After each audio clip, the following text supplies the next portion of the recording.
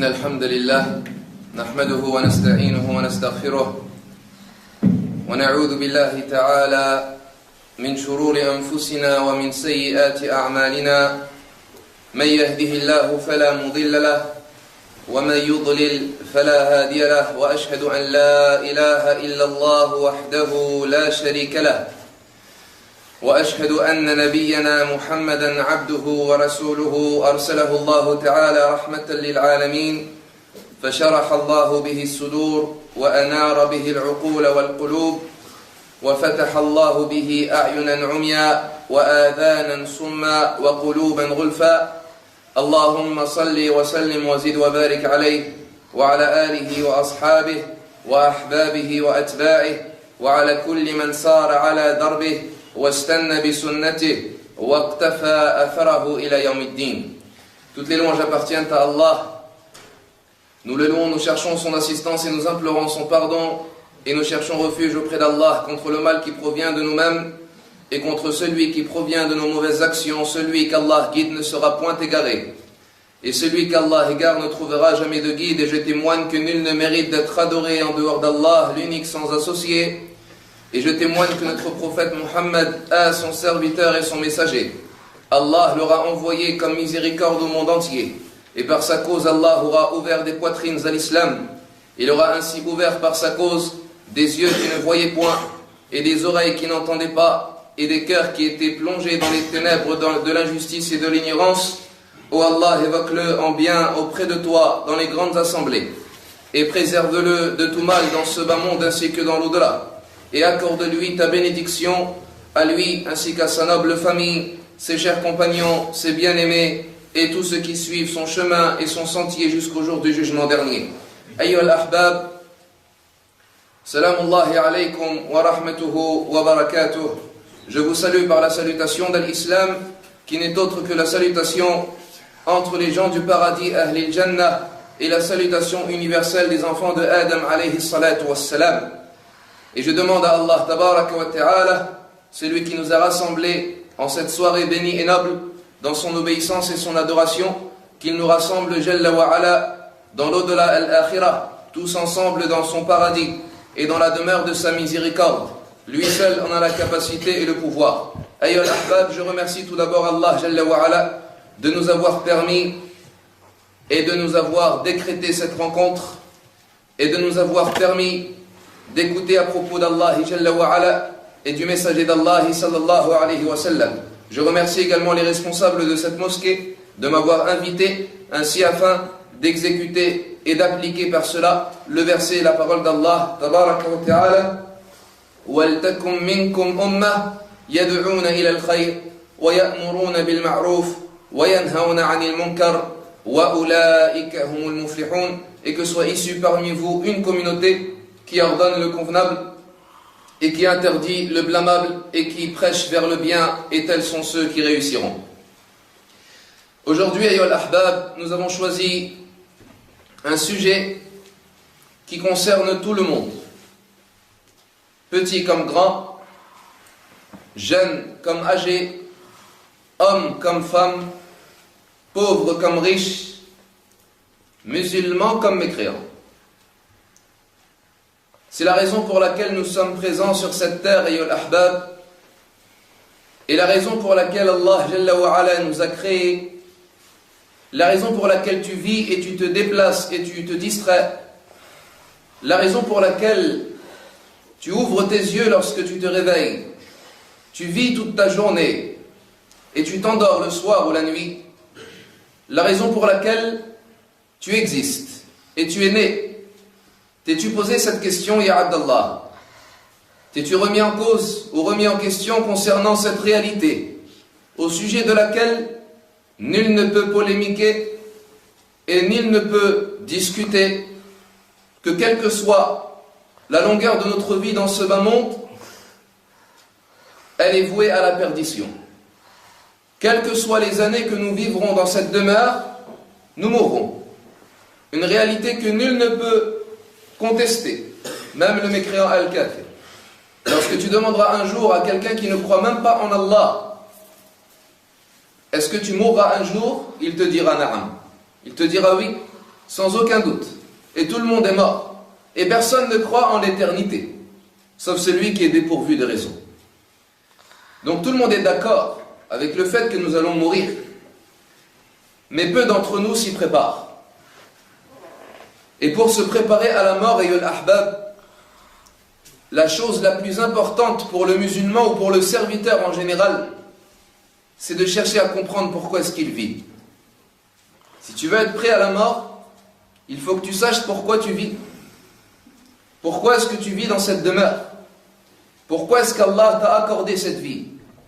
Pourquoi est-ce qu'Allah t'a accordé ce bienfait de vivre, de manger, de boire, de rencontrer, d'observer, de méditer, de réfléchir, de penser, de discuter, d'adorer, de prier, de te distraire?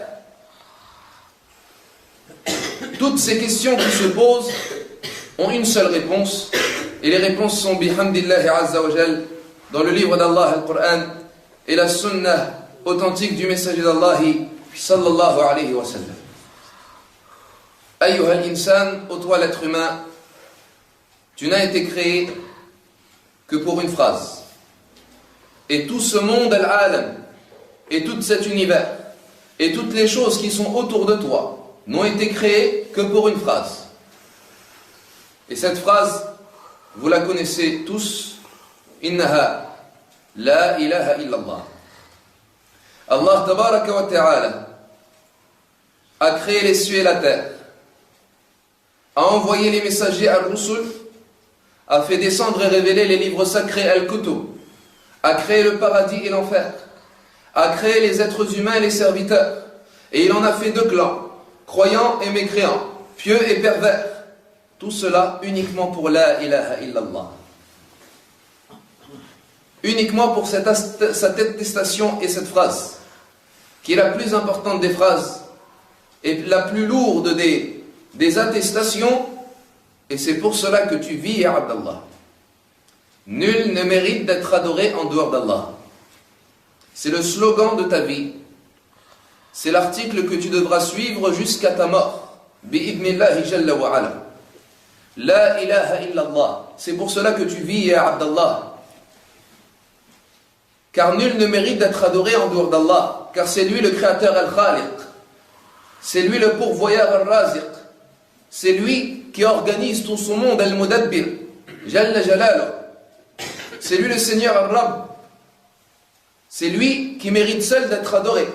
Comme l'a dit Al-Hafid ibn Kathir, rahimahullah ta'ala, il nous dit, rahimahullah, en parlant de la création des cieux et de la création des terres et de la création de tout ce monde, lorsqu'Allah nous dit Huwa alladhi khalaqa lakum ma fil ardi jami'a, lorsqu'Allah nous dit tabaraka wa ta'ala alladhi ja'ala lakumul arda firasha was samaa bina'a, lorsqu'il nous dit tout cela, tabaraka wa ta'ala nous commente à ce verset Al-Hafid ibn Kathir rahimahullah, et il nous dit الخالق لهذه الأشياء هو المستحق للعبادة. Celui qui a créé toutes ces choses, c'est lui seul qui mérite d'être adoré. C'est car il a créé les cieux, c'est car il a créé la terre, c'est car il a créé tout ce monde. C'est pour cela qu'on l'adore, Jalla wa ala. C'est pour cela que tu l'adores, ton Seigneur, Jalla wa ala. C'est car c'est lui le créateur, Al-Khaliq. Il n'y a pas de créateur en dehors de lui. C'est car c'est lui qui t'accorde ta subsistance, c'est lui qui fait descendre la pluie du ciel et qui fait pousser les végétations de la terre. C'est lui qui te permet de manger, de te nourrir et de t'abreuver. C'est lui qui organise ce monde. C'est lui qui te préserve de catastrophes. C'est lui qui veille sur toi et qui te fait vivre et qui t'a accordé tous ses bienfaits. Ce n'est autre qu'Allah Jalla wa ala. C'est pour cela qu'il mérite seul d'être adoré. Y a-t-il une divinité en dehors de lui qui fait cela? Y a-t-il une divinité en dehors de lui qui crée? Y a-t-il une divinité en dehors de lui qui accorde la subsistance? Non. La khaliqa ghayruhu wa la rabba siwa. Nul Seigneur n'existe en dehors de lui ni créateur.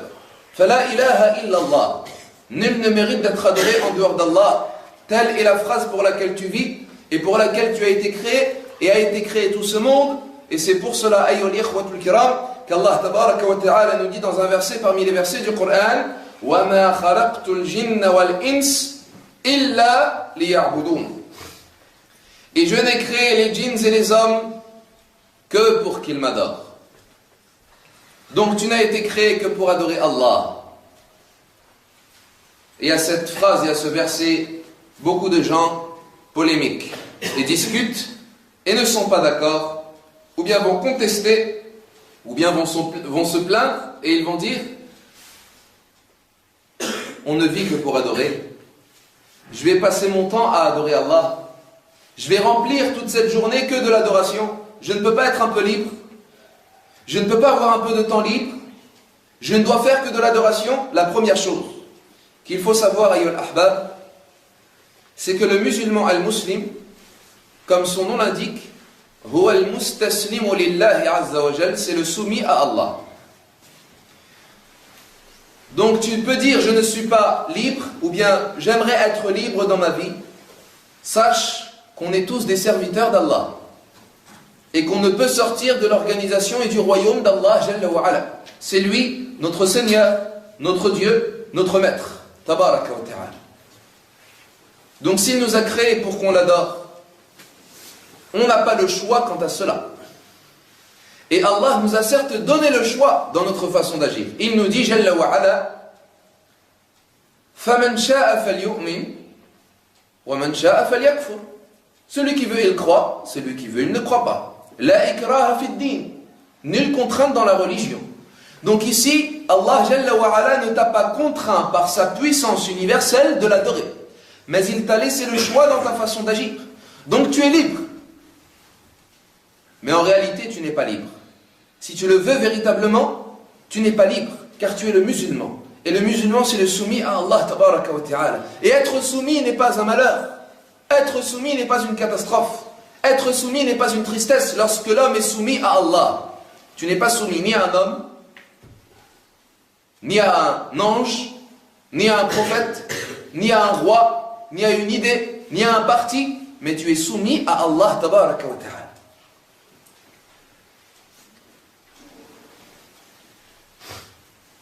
Ayyuha al-ahbab, et quel bonheur d'adorer Allah Jalla Jalaluhu. Et l'adoration d'Allah Tabaraka wa Ta'ala, ce n'est pas uniquement prier et jeûner et rester dans la mosquée. Cheikh al-Islam Ibn Taymiyyah rahimahullah nous dit al-ibad, l'adoration, c'est un nom qui englobe. C'est un nom qui englobe toute parole ou action qu'Allah agrée et dont Allah est satisfait, et également tout ce qui fait que le serviteur s'innocente de l'association et des gens de l'association. Tel est ce que l'on appelle al-ibad. Lorsque tu manges et que tu te renforces dans l'adoration d'Allah, tu adores Allah. Lorsque tu dors de façon halal, tu adores Allah. Lorsque tu vas travailler et acquérir la subsistance licite, tu adores Allah Jalla wa Ala. Lorsque tu pars étudier, tu adores Allah Tabaraka wa Ta'ala. Lorsque tu restes avec ta femme, tu adores Allah. Lorsque tu t'amuses avec tes enfants en les éduquant, tu adores Allah. Ce n'est pas uniquement prier et glorifier et fréquenter la mosquée et réciter le Coran, bien que ces adorations sont encore plus méritoires et meilleures et plus importantes en récompense auprès d'Allah Azza wa Jal. Mais nous répondons à ceux qui disent ou qui se plaignent en disant que le musulman n'est pas libre et que le musulman a besoin de se détendre et que faire du sport, c'est de l'adoration envers Allah Jalla wa Ala. Et tel est ce que nous disent les savants al-ulama. Encore faut-il avoir l'intention qu'il faut, et encore faut-il savoir pourquoi est-ce que tu fais cette chose-là, pourquoi est-ce que tu fais du sport, et pourquoi est-ce que tu vis, et pourquoi est-ce que tu manges, et pourquoi est-ce que tu voyages, et pourquoi est-ce que tu pars en vacances. Lorsque tu auras compris que toutes ces actions-là doivent être instaurées dans un cadre religieux et que tu dois le faire pour Allah, tabaraka wa ta'ala, tu seras en permanence adorateur d'Allah. Et tu auras ainsi rempli la mission qu'Allah t'a chargée dans cette vie. وَمَا خَلَقْتُ الْجِنَّ وَالْإِنسَ إِلَّا لِيَعْبُدُونَ. Et je n'ai créé les djinns et les hommes que pour qu'ils m'adorent.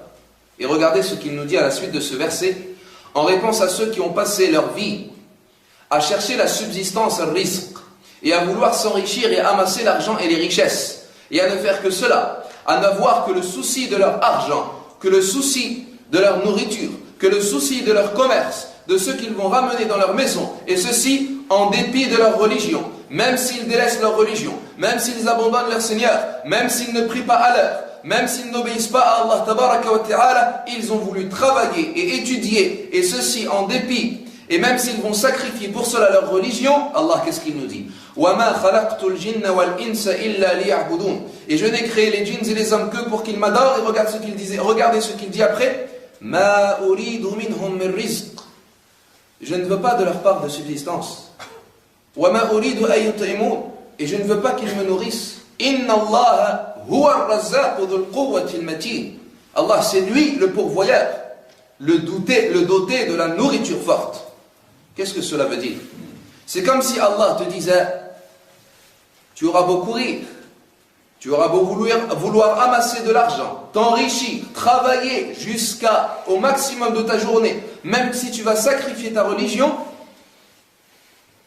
c'est moi qui ai chargé de te donner ta subsistance. Et ta subsistance t'est destinée depuis que tu es né. Je ne veux pas de leur part de subsistance. Ce n'est pas toi qui vas t'apporter toi-même ta subsistance, ya Abdallah. Mais ce n'est qu'Allah qui te l'accorde, Jalla wa ala. وَمَا مِن دَابَّةٍ فِي الْأَرْضِ إِلَّا عَلَى اللَّهِ رِزْقُهَا. Et il n'y a pas d'être vivant dans la terre sans qu'Allah soit chargé de sa subsistance. Pourquoi nous évoquons cela? Car malheureusement, beaucoup de musulmans ont été distraits par leurs occupations, par leur travail, par leurs études, quant à l'obéissance à Allah Jalla wa ala et quant à la raison pour laquelle ils vivent. Tu ne vis que pour adorer Allah. Et comme nous l'avons dit, travailler, c'est adorer Allah, à condition que le travail soit dans un cadre religieux. Mais lorsque le travail te fait désobéir à Allah, lorsque tes études te font désobéir à Allah, remets-toi en cause. Pourquoi est-ce que je vis?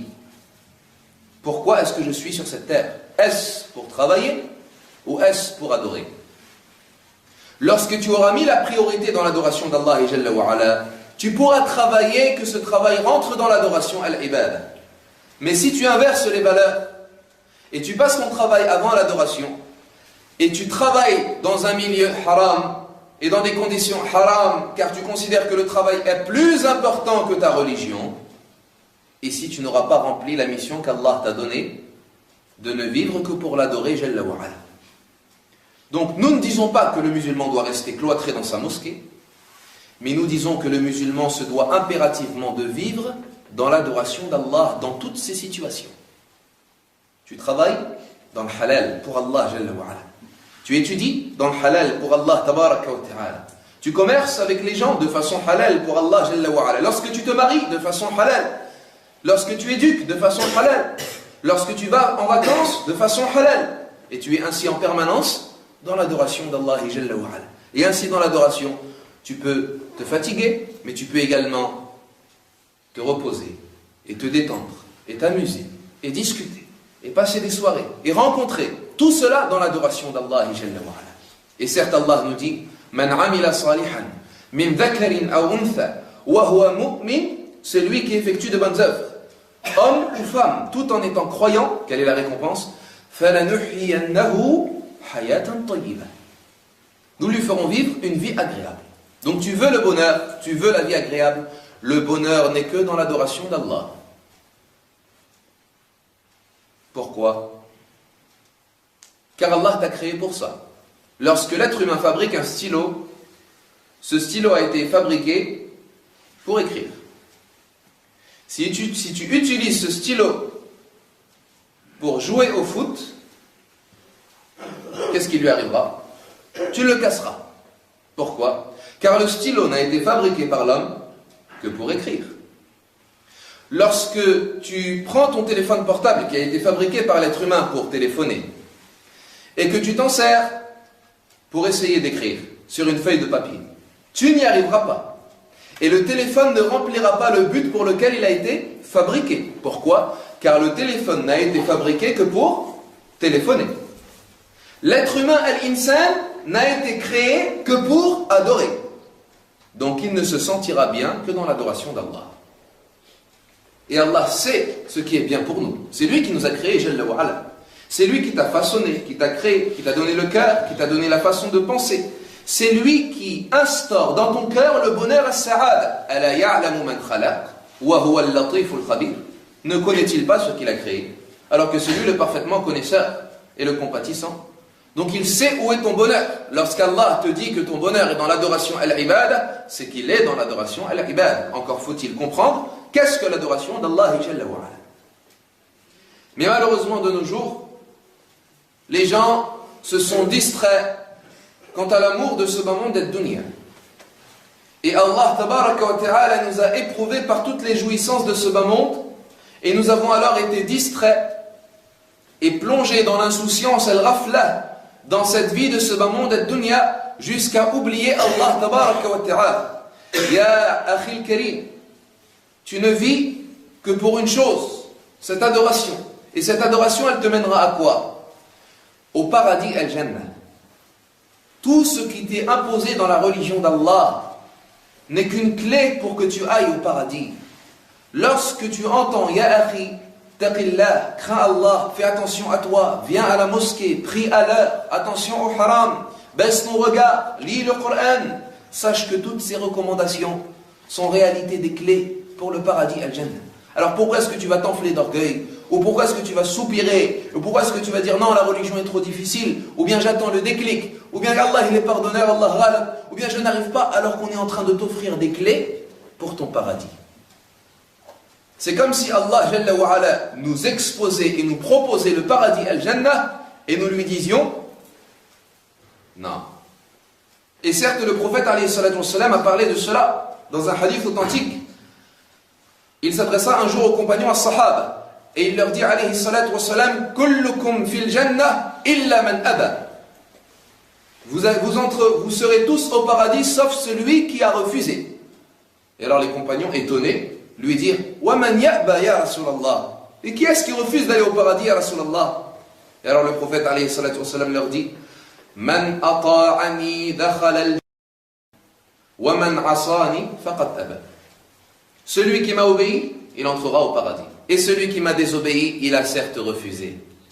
Donc tu refuses en réalité d'entrer au paradis lorsque tu désobéis. Lorsque tu commets al-haram, c'est comme si tu disais à Allah, je n'ai pas besoin de ton paradis. Wala'iyadu billah, qu'Allah nous préserve de cette parole.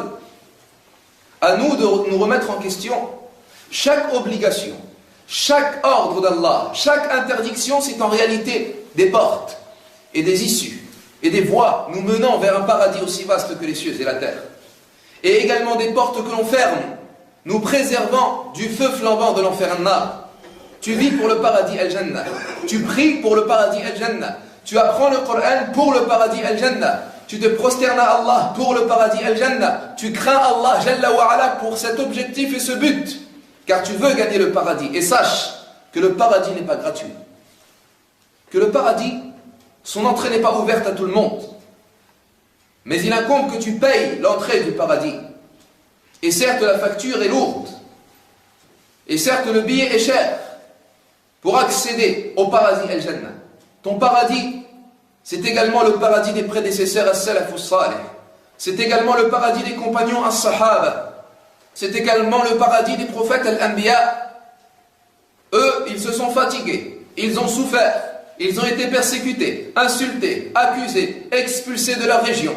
Ils ont souffert et ils ont patienté pour ce paradis al-jannah et pour transmettre la parole d'Allah Jalla wa Ala et avertir leur peuple et adorer leur Seigneur Jalla wa Ala. Pensez-vous que eux, ils ont souffert pour avoir le paradis? Nous n'allons pas souffrir. Nous n'allons pas patienter. Nous, la tâche ne va pas être difficile. Non. Am hasibtum an tadkhulul jannah wa lamma ya'tikum mathalul ladhina khalaw min qablikum massatuhumul ba'sa'u wad-dharra'u wa zulzilu حتى يقول الرسول والذين آمنوا معه متى نصر الله ألا إن نصر الله قريب. Pensez-vous entrer au paradis et que ne vous touchera pas ce qu'a touché les gens qui vous ont précédés avant vous? Ils ont été touchés par la misère et la pauvreté et ils ont été secoués par les épreuves jusqu'à ce que le messager et les gens qui ont cru avec eux, avec lui, disent quand est-ce que viendra le secours d'Allah? Certes, le secours d'Allah est proche.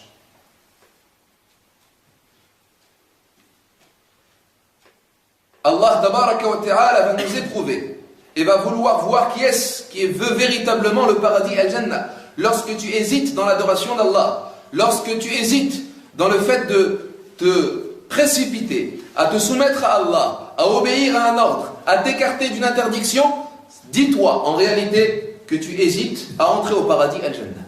Cela te motivera, ya Allah. Et c'est la réalité. Si Allah Jalla wa Ala nous exposait et nous montrait le paradis Al-Jannah, penserez-vous que nous allons hésiter? Penserez-vous que notre foi ne va pas augmenter lorsque nous allons voir le paradis Al-Jannah?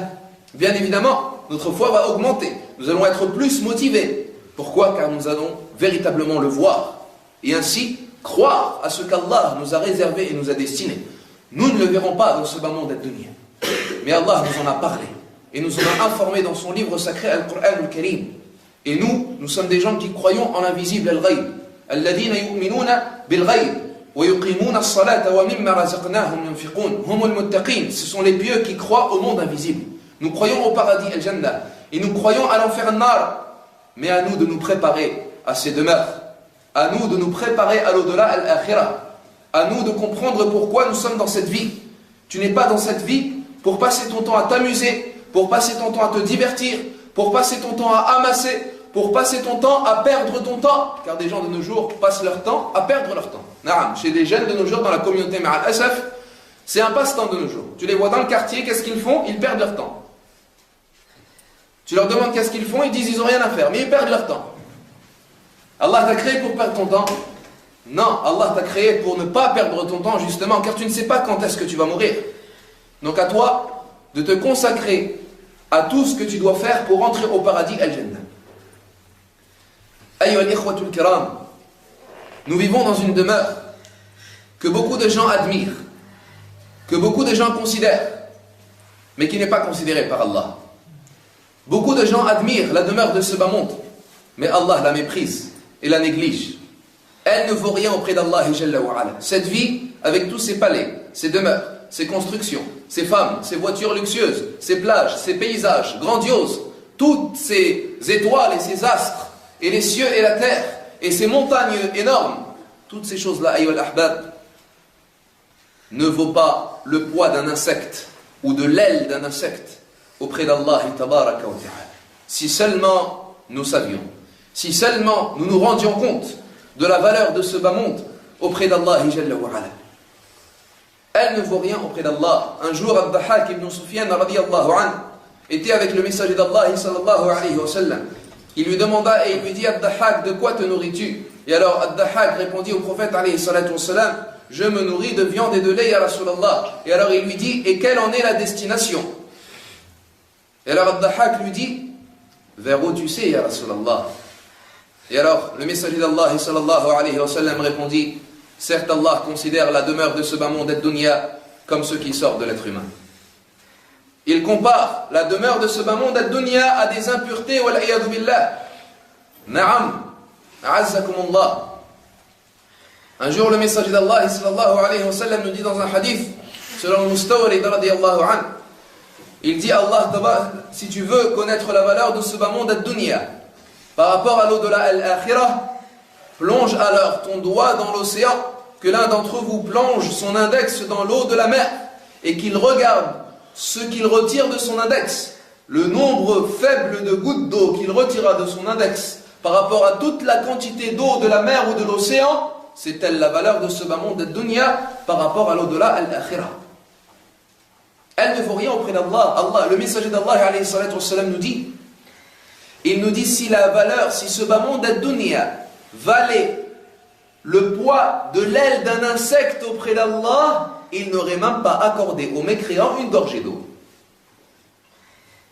Qu'est-ce que cela veut dire? Cela veut dire que puisque le mécréant boit de l'eau et se distrait et se réjouit de tous les bienfaits de ce bas monde ad-dunya, cela veut dire qu'il ne vaut même pas le poids de l'aile d'un insecte auprès d'Allah tabaraka wa ta'ala. À nous de nous rappeler de cette valeur. Allah tabaraka wa ta'ala nous dit: bal tuhibbuna al-hayat ad-dunya wal akhiratu khayrun wa abqa. Mais vous aimez la vie de ce bas monde. Et de nos jours, les musulmans aiment la vie de ce bas monde. Nous aimons malheureusement, ma'al asaf, la vie de ce bas monde ad-dunya. L'argent et les femmes et les jouissances et le temps libre, nous l'utilisons malheureusement hors de l'adoration et de la religion d'Allah Jalla wa Ala. Et nous disons même, ayyuha al-ahbab, même les prières al-musalloun, et même ceux qui fréquentent les maisons d'Allah Jalla wa Ala, et même ceux qui font le hajj, et même ceux qui jeûnent le mois de Ramadan, et même ceux qui fréquentent la mosquée, ils aiment ce bas monde de dunya. Beaucoup d'entre eux aiment ce bas monde et ils ne s'en rendent pas compte. Ils ne s'en rendent pas compte. Ce n'est pas parce que tu as un qamis, ce n'est pas parce que tu laisses la barbe, ce n'est pas parce que tu as l'apparence de la sunnah que tu n'aimes pas la vie de ce bas monde de dunya. Tu peux avoir al-lahya ou al-qamis et être parmi ceux qui sont attachés le plus à la vie de ce bas monde de dunya, plus que quelqu'un qui n'a pas l'apparence de la sunnah. Il y a de nos jours des frères, ma'al asaf qu'Allah les guide, ils ont l'apparence du messager d'Allah sallallahu alayhi wa sallam, mais que l'apparence. Tu les vois perdre leur temps ou consacrer leur vie uniquement à amasser de l'argent et à se véhiculer dans les voitures les plus luxueuses et à perdre leur temps et à partir en vacances. Je ne dis pas que cela est interdit, mais je dis que la dunya est rentrée dans leur cœur. Tu les vois alors dans les commerces et penser uniquement à leur intérêt et à gagner de l'argent et à amasser, et ils oublient l'au-delà al-akhirah.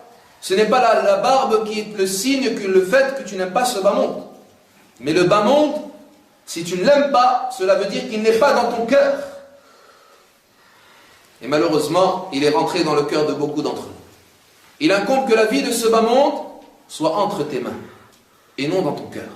La vie de ce bas monde, ad-dunya, tu ne vis pas pour elle, tu ne vis pas pour ce monde, mais tu vis avec ce monde, tu l'utilises. Allah nous a donné ce bas monde pour travailler pour l'au-delà al-akhirah. Il nous a ordonné, et dans tout état de cause, tu es en train de semer les graines dans la demeure de ce bas monde pour en récolter les fruits dans l'au-delà al-akhirah. Soit les graines sont bonnes et les fruits seront bons, soit les graines sont mauvaises et les fruits seront amers le jour de la résurrection. Donc cette vie de ce bas monde, c'est une demeure de travail. À toi de l'utiliser comme il le faut. À toi d'utiliser ta vue, d'utiliser ta langue, d'utiliser tes oreilles, d'utiliser ton esprit, d'utiliser tes mains, d'utiliser ta force, d'utiliser ta santé, d'utiliser ton temps libre, d'utiliser ton argent, d'utiliser tout ce qu'Allah t'a donné pour l'au-delà al-akhirah. Donc tous les bienfaits de ce bas monde ad-dunya, ta voiture, ta famille, ta femme, tes enfants, ta maison, tes connaissances, tes rencontres, tes affinités avec les gens, ta façon de parler, ton intelligence, tes études, ton travail, tout ce que tu possèdes dans ce bas monde ad-dunya, elles ne doivent pas rentrer dans ton cœur, mais tu dois les utiliser pour l'au-delà al-akhirah. La voiture, comment utiliser ta voiture pour l'au-delà al-akhirah? Elle t'emmène à la mosquée, dans la maison d'Allah Azza wa Jal. L'argent, comment l'utiliser pour l'au-delà al-akhirah? Tu le dépenses fi sabilillah, et ce n'est pas uniquement en aumône, mais tu utilises cet argent pour que cet argent t'aide dans l'adoration d'Allah. Tu achètes ton Coran, tu dépenses fi sabilillah, tu aides et tu rends service. Si tu es un enfant, tu aides tes parents, si tu as de l'argent. Si tu es un parent, tu aides tes enfants pour les éduquer dans l'adoration d'Allah, tabaraka wa ta'ala, etc. Si Allah Jalla wa Ala t'a accordé le bienfait de la langue, de la vue, de l'ouïe, tu utilises tous ces sens dans l'adoration d'Allah. Tu médites sur les signes d'Allah Jalla wa Ala avec ta vue. Tu écoutes la parole d'Allah et les durous et les conférences et tout ce qui te servira à augmenter ta foi. Tu ordonnes le convenable et tu interdis le blâmable et tu conseilles et tu édiques ta famille avec ta langue ou avec ton comportement. Tout cela, tu dois l'utiliser pour Allah Jalla wa Ala. Et oublier ce bas monde de dunya. Délaisser la vie de ce bas monde de dunya. Car cette vie est vouée à la perdition. Cette vie est vouée au péril et à la destruction. Pourquoi est-ce que tu vis pour ad-dunya alors qu'ad-dunya est vouée à disparaître? Kullu man alayha fan wa yabqa wajhu rabbika dhul jalali wal ikram. Tout ce qui y a sur cette terre est voué à disparaître. Et ne restera que le visage de ton Seigneur doté de noblesse et de majesté. Tout ce qui est sur cette vie disparaîtra. La demeure de ce bas monde ad-dunya n'est pas vouée à durer. Et nous comparons ce bas monde et la jouissance de ce bas monde à un chewing-gum. Lorsque tu mâches un chewing-gum, quelles sont les premières impressions que tu as? Tu ressens le goût de ce chewing-gum. C'est la jouissance. Mais ça dure combien de temps? 2 minutes? 5 minutes? 10 minutes? Maximum. Et après, tu ne penses qu'à chercher une poubelle pour le jeter. C'est la jouissance éphémère. C'est comme cela la vie de ce bas monde. Le regard vers le haram, il est court. Tu en as ressenti le plaisir durant 1 minute. Mais après tu regrettes. Et cela ne t'a donné comme conséquence dans ton cœur que du malheur, et des péchés, et de l'égarement. Et de même pour tous les péchés ad-dunya. C'est une jouissance éphémère. Qul mata'u dunya qalil wal akhiratu khayrun liman ittaqa. Dis, la jouissance de ce bas monde est éphémère et peu. Tout ce que tu penses faire pour t'amuser dans cette vie, pour jouir dans cette vie, ne durera pas. Et viendra le jour où tu regretteras. Et viendra le jour où tu te diras, si seulement j'avais craint Allah, si seulement j'avais obéi à Allah, si seulement j'avais plus prié, si seulement j'avais préservé mes prières. Pourquoi? Car toute jouissance se terminera. Et c'est une jouissance. Et la jouissance, comme son terme l'indique, n'est quelque chose qui ne durera pas. Ya Abdallah, dans la vie de ce bas monde ad-dunya, tu n'es que de passage. Le messager d'Allah sallallahu alayhi wa sallam dit un jour à un de ses compagnons, Kun fi dunya ka'annaka gharib, aw 'abiri sabil. Sois dans ce bas monde comme un étranger, ou bien plus comme un voyageur en détresse. Qu'est-ce que cela veut dire? Cela veut dire que tu n'es pas dans ce bas monde comme un habitant, comme un propriétaire. Tu n'es pas dans ce bas monde comme si tu vivais pour ce bas monde et tu resteras dans ce bas monde éternellement. Non, tu es dans ce bas monde uniquement de passage. C'est comme si tu allais visiter un frère à toi dans une ville que tu ne connais pas et tu sais que dans la soirée, tu retournes chez toi. Durant cette journée de visite, tu ne feras que ce dont tu as besoin. Tu ne mangeras que ce dont tu as besoin. Tu n'iras dans les endroits que ceux que tu as besoin et tu iras visiter ton frère. Puis, tu retournes chez toi. Eh bien, le bas monde, c'est la même chose. Tu vis dans ce bas monde ad-dunya uniquement car tu as besoin d'adorer Allah Jalla wa Ala. Tu vis dans ce bas monde uniquement pour cela. Puis, tu retourneras vers Allah Jalla wa Ala, vers ta destination finale, vers ta véritable demeure, vers la demeure où tu y habiteras éternellement, qui n'est autre que l'au-delà, al-akhirah. Donc ici, tu n'es que de passage. À toi de prendre que ce dont tu as besoin, d'habiter que dans ce que tu as besoin, d'avoir comme argent que ce dont tu as besoin pour adorer Allah Jalla wa Ala. Et à ce moment-là, tu utiliseras ce bas monde pour l'au-delà, al-akhirah. Car tu ne vivras pas éternel et nous ne vivrons pas éternellement. Ayyuhal ikhwatul kiram, Allah tabaraka wa ta'ala nous dit et s'adresse à son prophète Muhammad alayhi salatu wa salam et il lui dit وَمَا جَعَلْنَا لِبَشَرٍ مِنْ قَبْلِكَ الْخُلْدِ. Et nous avons accordé l'éternité à nul autre homme avant toi. أَفَإِمْ مِتَّ فَهُمُ الْخَالِدُونَ. Est-ce que toi, si tu meurs, ya Muhammad, si toi tu meurs, est-ce que eux, ils pourront penser être éternels? Si Muhammad alayhi salatu wa salam est mort, la meilleure des créatures, et le plus noble des messagers et des prophètes, le dernier d'entre eux, la plus noble des créatures auprès d'Allah, le préféré d'Allah Jalla wa Ala, le bien-aimé Al-Habib Al-Mustafa sallallahu alayhi wa sallam, est mort. Pensez-vous que nous allons être éternels? Si Allah ne lui a pas accordé l'éternité à lui, il ne l'accordera à aucun autre être humain. Innaka mayyitun wa innahum mayyitun. Certes, toi tu mourras et eux ils mourront également. Donc on mourra tous. Et la mort est inéluctable. Nous mourrons tous, ayyuhal ikhwatul kiram. Ce n'est pas nécessaire d'essayer d'éviter la mort, ou de la fuir, ou de s'en échapper. La mort, elle arrivera à tout le monde. Et le pire, c'est qu'on ne sait pas quand. Mais c'est une vérité inéluctable. Allah tabaraka wa ta'ala nous dit Aynama takunu yudrikkum al-maut walau kuntum fi burujin mushayyada. Où que vous soyez, la mort vous atteindra. C'est une réalité d'Allah Jalla wa Ala. Où que vous soyez, la mort vous atteindra, fussiez-vous dans des tours imprenables, même dans l'avion, même au sommet des montagnes, même caché dans le fin fond d'une grotte. La mort t'arrivera si Allah te l'avait destiné. قُلْ إِنَّ الْمَوْتَ الَّذِي تَفِرُّونَ مِنْهُ فَإِنَّهُ مُلَاقِيكُمْ. Dis, certes la mort dont vous fuyez, elle vous atteindra. Elle vous rejoindra. Tu fuis la mort, elle t'arrivera. قل إن الموت الذي تفرون منه فإنه ملاقيكم ثم تردون إلى عالم الغيب والشهادة فينبئكم بما كنتم تعملون. Puis vous retournerez à celui qui connaît l'apparent et le caché et il vous informera de tout ce que vous œuvriez. Naam, la mort el-maut, elle arrive sans prévenir et elle est inéluctable. Tout le monde a la persuasion et la certitude et nous sommes capables de jurer sur Allah que nous allons tous mourir. Et Wallah, nous allons tous mourir.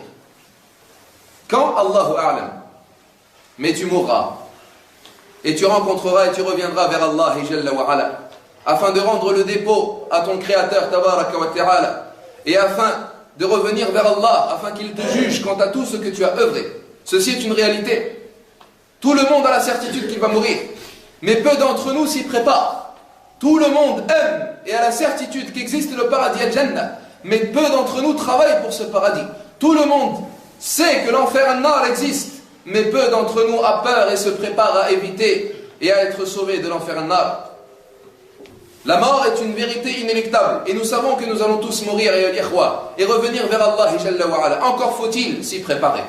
Encore faut-il travailler. Encore faut-il être prêt le jour où l'on rencontrera Allah. Le jour où Allah nous accordera cette mort. Le jour où viendra l'ange de la mort, Malakul Maut, et nous enlèvera cette âme. Ce jour-là, il va falloir être prêt. Car ce jour-là, tout sera trop tard. Car ce jour-là, les regrets et les remords ne seront qu'inutiles. Car ce jour-là, nul ne profitera au serviteur.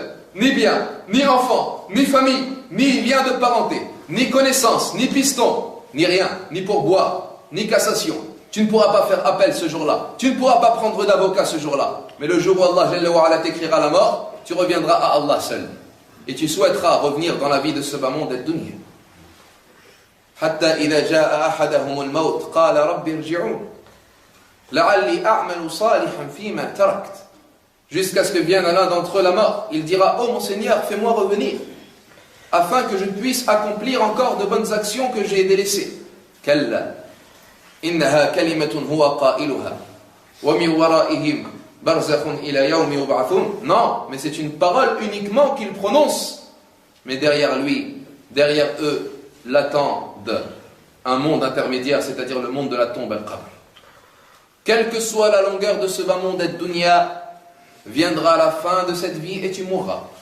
Quelle que soit la longueur de la journée, viendra le moment où s'écoule et arrive la nuit. Quelle que soit la longueur de ta vie, viendra le moment où tu te retrouveras dans la tombe. Donc notre demeure suivante et prochaine, c'est la tombe al-qabr.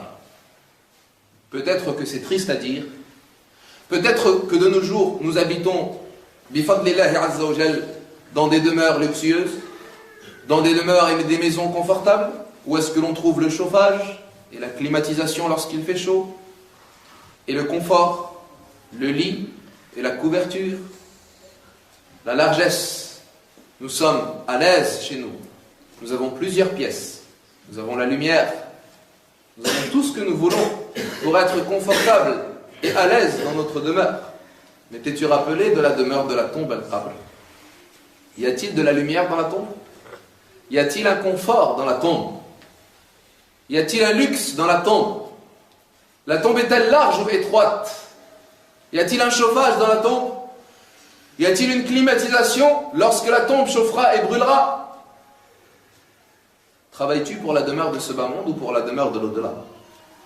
Travailles-tu pour la climatisation de ta demeure ou la climatisation de ta tombe? Travailles-tu pour étouffer la chaleur des tombes al-Qubur avec tes bonnes actions ou bien uniquement pour les demeures et les palais et les châteaux al-Qusur? Telle est ta question. Pourquoi est-ce que tu travailles dans cette vie de ce bas monde ad-dunya? Quelles sont tes actions? Ou bien penses-tu à construire et élever, et le premier, et le deuxième étage, et la villa, et la maison à la montagne, et la maison au bled, hein, et une voiture, et une deuxième, et marier cet enfant, et marier l'autre. Jusqu'à où? Jusqu'à ce que tu meurs. Et tu dis, Ya Rabbi, si seulement tu peux... Mais c'est trop tard. On t'a prévenu, on t'a averti que tu n'es que de passage dans cette demeure. Et après, qu'est-ce que tu feras de ces châteaux? Et qu'est-ce que tu feras de cette villa? Et qu'est-ce que tu feras de ces voitures? Elles ne seront que partagées chez tes héritiers. Pendant que toi, tu es questionné sur tous ces biens devant Allah Jalla wa Ala. Tu bénéficies de ceux que tu leur hérites et que tu leur laisses en héritage comme biens et comme richesse et comme demeure et comme voiture, et toi tu es questionné à leur sujet et tu payes la facture en péché et en châtiment dans la tombe al-qabr. Alors avant de se faire avoir, travaille pour l'au-delà al-akhirah. Travaille pour la vie éternelle. Travaille pour la vie dont tu as besoin dans l'au-delà al-akhirah, la demeure stable. La mort est inéluctable. Et elle arrivera et elle aura lieu sans aucun doute.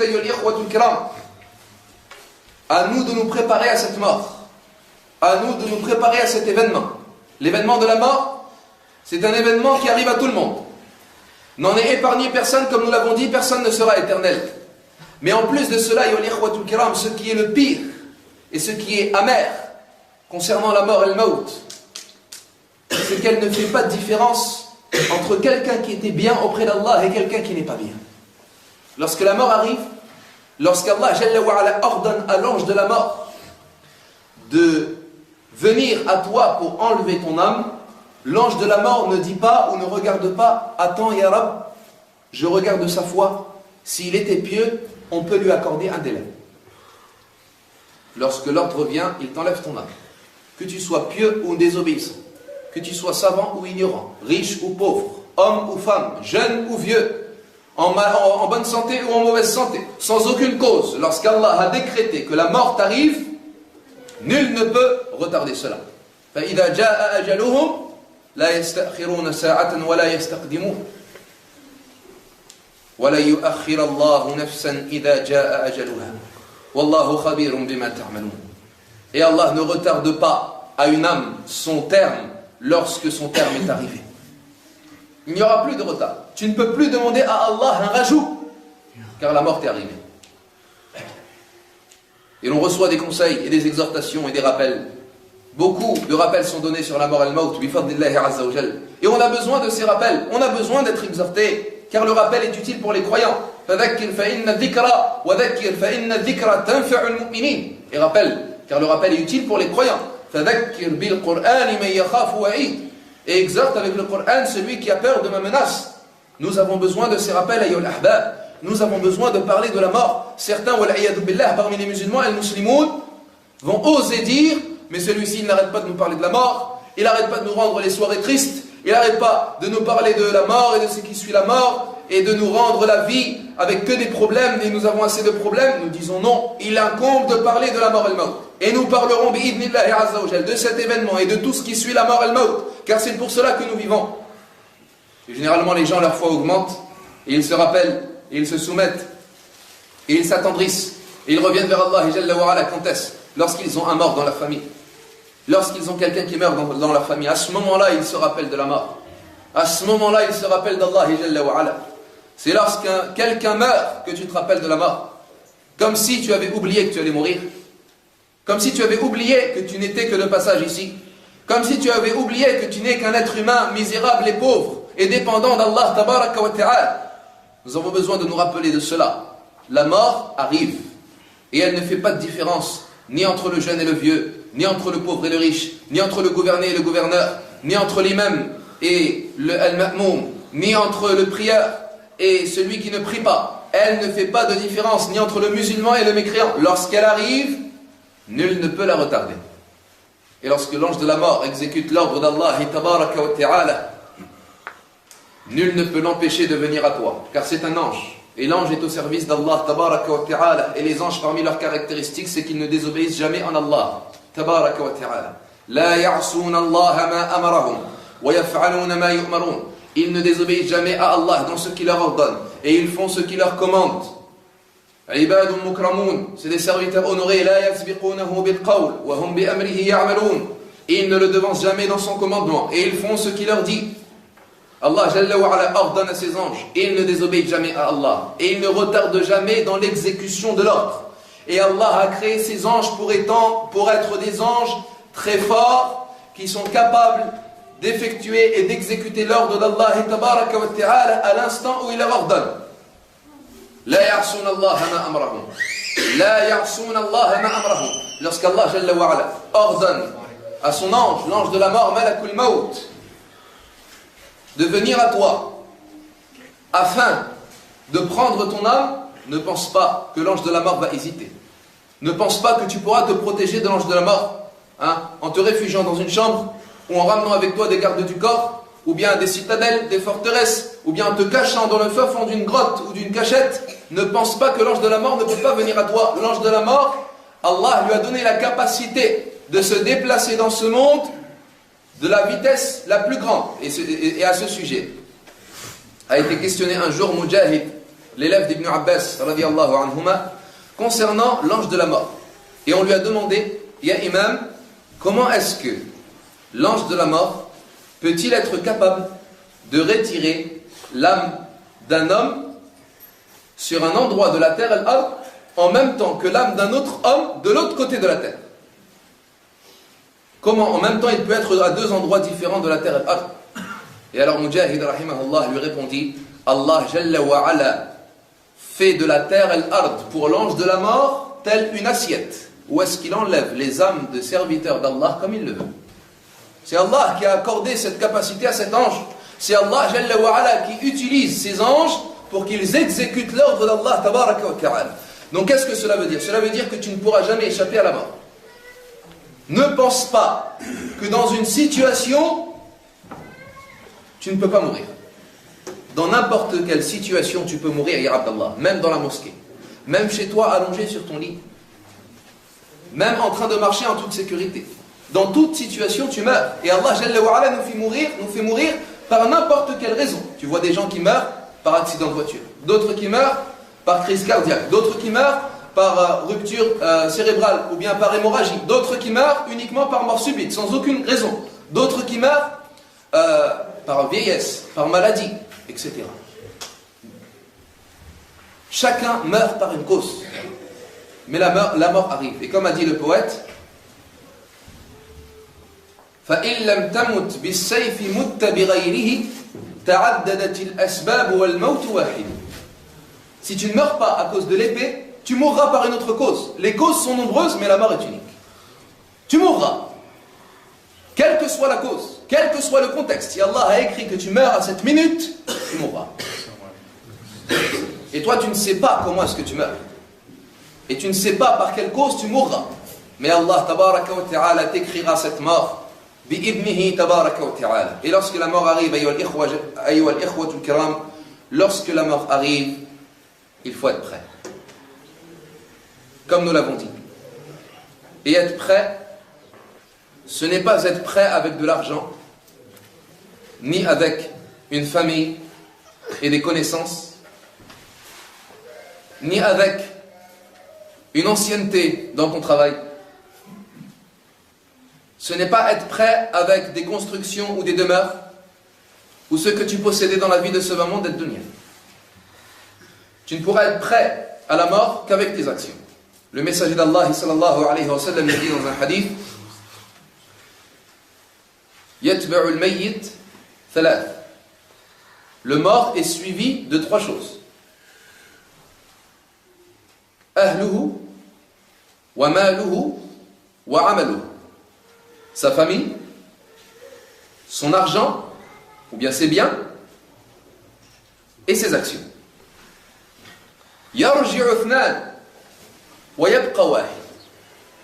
Deux de ces trois choses repartiront et ne seront plus avec le mort. Et une seule restera. Et ici, qu'est-ce que cela veut dire? Imaginez-vous que l'on suive un convoi funéraire et qu'on est en train de porter le mort sur nos épaules et qu'on l'emmène où? Dans sa demeure qui n'est autre que la tombe.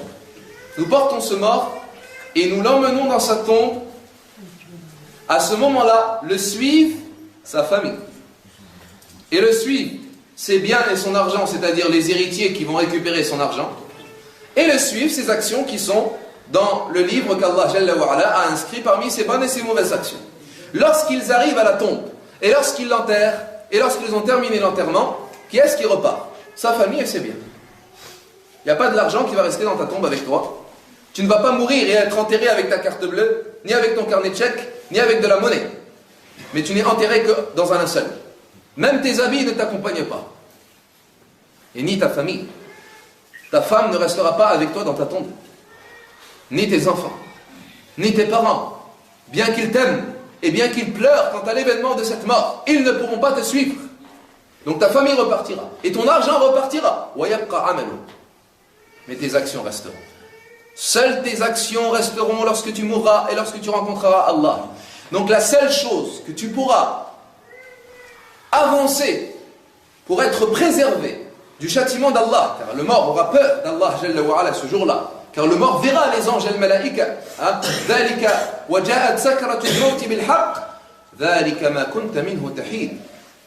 Et vient l'agonie de la mort avec vérité. Voilà ce dont tu fuyais, voilà ce dont tu t'écartais. Dans la vie de ce moment d'ad-dunya, le serviteur, il fuit la mort. Lorsqu'il tombe malade, il se précipite vers le médecin et vers les médicaments. Pourquoi? Car il a peur de mourir. Lorsqu'il a faim, il se précipite pour aller manger, car il a peur de mourir. Lorsqu'il a soif, il se précipite pour aller boire, car il a peur de cette mort. Il fuit la mort. ذَلِكَ مَا كُنْتَ مِنْهُ تَحِيدٌ وَنُفِخَ فِي الصُّورِ ذَلِكَ يَوْمُ الْوَعِيدِ. Et l'on soufflera dans la trompe, et tel sera le jour de la menace. وَجَاءَتْ كُلُّ نَفْسٍ مَعَهَا سَائِقٌ وَشَهِيدٌ لَقَدْ كُنْتَ فِي غَفْلَةٍ مِنْ هَذَا.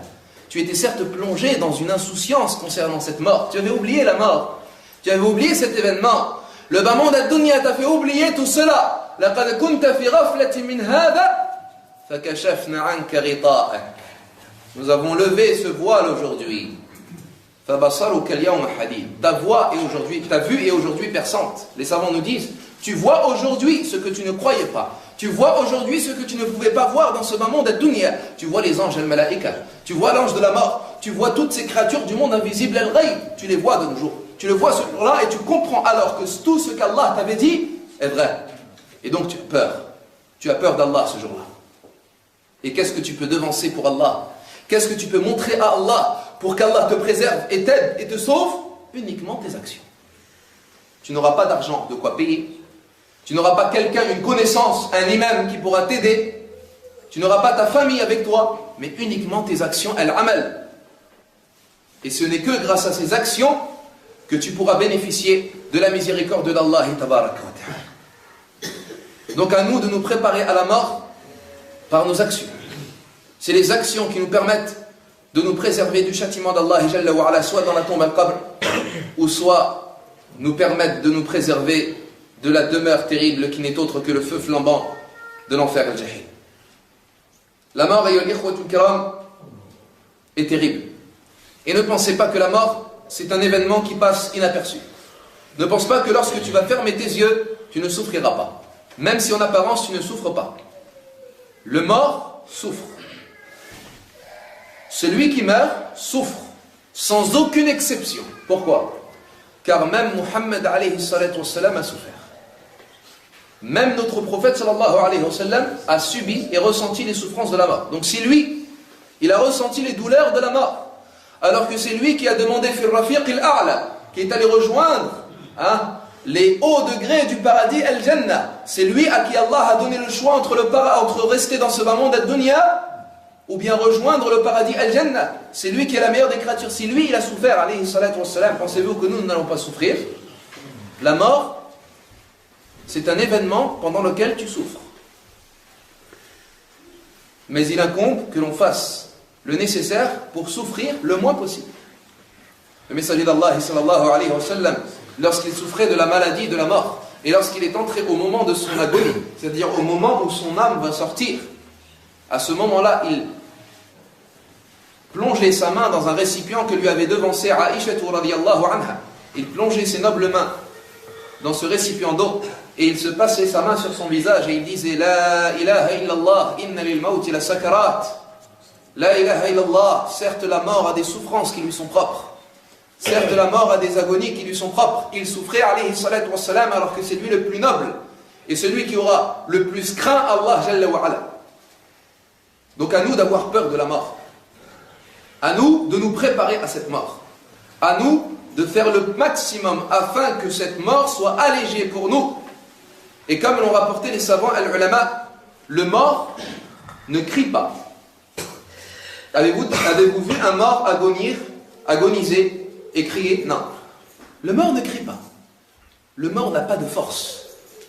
Allah Jalla wa Ala lui enlève toutes ses forces. Pourquoi? Les savants nous disent, car le fait de voir les anges al-malaïka Le fait de voir le monde invisible al-ghayb, le fait de voir l'ange de la mort s'approcher de lui, il est tellement dans une situation terrible et il a tellement peur que cette peur lui a enlevé toute force et toute énergie pour pouvoir crier. Il ne crie pas.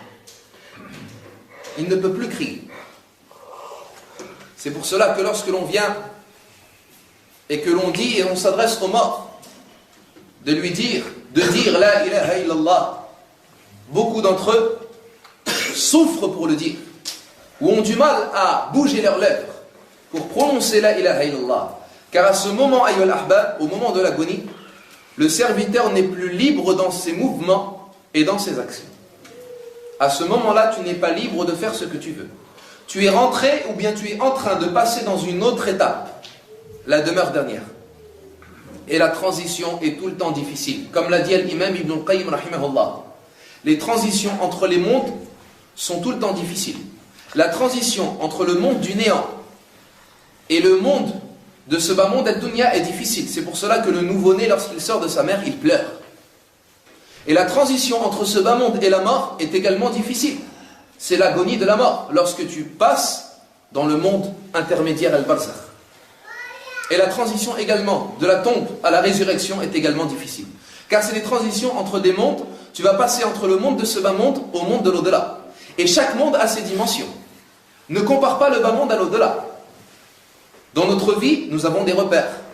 Nous vivons dans notre vie, lorsqu'une table a une dimension, elle a sa dimension. Lorsqu'une table est de cette forme-là, nous pouvons la saisir. Dans l'au-delà, al-akhirah, les dimensions sont différentes. Les dimensions sont différentes. Dans l'au-delà, al-akhirah, lorsqu'Allah Jalla wa Ala a réservé le châtiment terrible à ceux qui seront dans leur tombe al-qubur et qui ont commis des grands péchés, car il y a un châtiment dans les tombes également avant l'enfer, les gens sont châtiés dans leur tombe. Vous allez me dire, mais comment est-ce qu'ils peuvent être châtiés dans leur tombe alors que leur tombe est toute petite? Et comment est-ce qu'on peut entendre des châtiments dans la tombe, comme par exemple celui qui a consommé l'usure al-riba et qui a consommé les crédits bancaires? Celui-ci, comme nous a informé le messager d'Allah sallallahu alayhi wa sallam, il aura comme châtiment dans sa tombe de nager dans une mer de sang. De nager dans une mer de sang. Et lorsqu'il voudra arriver jusqu'à la rive, voilà un homme qui l'attend parmi les anges al-malaïka, lui jetant alors des pierres. C'est alors qu'il se met à avaler ces pierres, wala'iyadu billah, et ces pierres-là le font retourner au beau milieu du fleuve de sang, et il se remet alors à nager, et ceci jusqu'au jour de la résurrection. Comment tout cela peut se passer dans une tombe?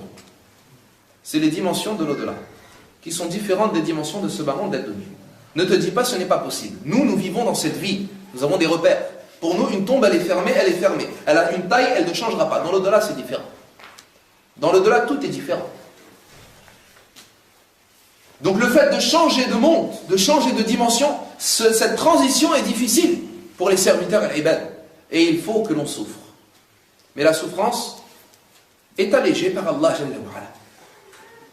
Et parmi la chose qui fait souffrir le plus le serviteur, c'est la sortie de son âme. L'âme ne sort pas du corps humain de la même façon chez tout le monde. Mais elle sort de façon différente en fonction des serviteurs. Et le messager d'Allah sallallahu alayhi wa sallam nous a décrit deux situations. La situation du croyant et la situation du pervers et du non-musulman et du mécréant, celui qui aura associé et mécru en Allah tabaraka wa ta'ala. Il nous dit dans un hadith, selon Al-Bara ibn Azib radiyallahu anhu, celui-ci nous dit, nous étions lors des funérailles d'un homme parmi Al-Ansar. Alors que nous avons terminé d'enterrer cet homme, le messager d'Allah sallallahu alayhi wa sallam nous rassembla après l'enterrement et il nous dit, Ista'idhu billahi min adhab al-qabr. Ista'idhu billahi min adhab al-qabr. Ista'idhu billahi min adhab al-qabr. Ce qui veut dire, cherchez refuge auprès d'Allah contre le châtiment de la tombe. Cherchez refuge auprès d'Allah contre le châtiment de la tombe. Cherchez refuge auprès d'Allah contre le châtiment de la tombe. Puis Al-Bara nous dit, le messager d'Allah sallallahu alayhi wa sallam nous dit, certes le croyant, lorsqu'il s'apprête à quitter la demeure de ce bas monde ad-dunya et à rejoindre l'au-delà al-akhirah, l'accueil des anges, tatalaqahumul malaika bidul wujuh, au visage blanc, blancs et lumineux tel le soleil. Et ils ont avec eux un parfum provenant du paradis Al-Jannah et un linceul provenant également du paradis Al-Jannah. Lorsque les anges Al-Malaïka accueillent cette âme, s'apprêtent à faire mourir le mort, viennent avec lui l'ange de la mort, Malakul Maut. Viennent avec lui l'ange de la mort, Malakul Maut. L'ange de la mort s'assit alors près de lui. Et il dit alors, Ya nafsu tayyiba, ayyatuha nafsu tayyiba, ô toi, l'âme bonne et noble, sors par la satisfaction de ton Seigneur et son agrément. Il nous dit, alayhi salatu wassalam, l'ange de la mort fait sortir l'âme du corps humain comme de l'eau qui coule d'une jarre. La jarre, c'est un grand vase, comme on a dans nos pays d'origine, qui contient de l'eau.